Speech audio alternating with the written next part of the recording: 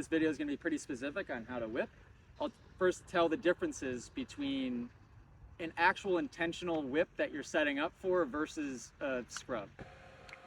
Okay. Oh, perfect timing. My job is to teach you guys how to whip. The first thing I'm going to say is that if you are asking, hey, AJ, how do I whip? The answer is typically, if you're asking that question, you're not ready yet.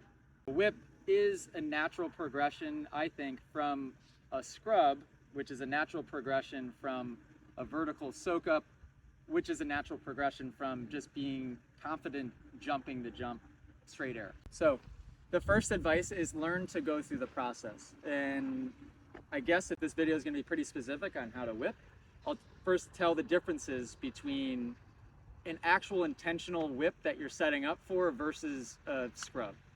A scrub you're trying to do off throttle because you're getting so much speed ahead of time that you're letting off the gas beforehand, usually.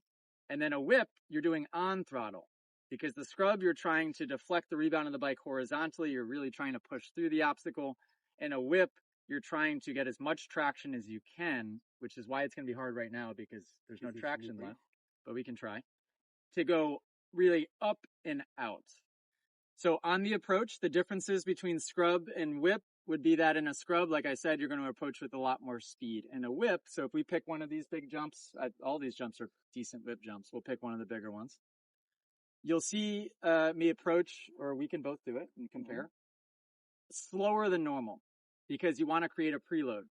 If you go too fast, it's going to turn into a scrub, or if you try to do it, you're just going to overshoot the jump by a mile. So approach slowly, and you want to really get that bike to compress the suspension on the takeoff. You also want to try to get as much traction going up the takeoff as possible. At least I do, because I feel that's the best way to arc the whip up and out. And then I'm aiming the handlebars up and away.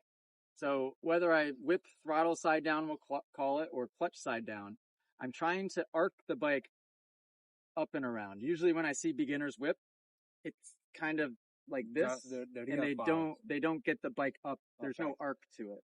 They kind of just are trying to whip it around this way, which is actually more dangerous.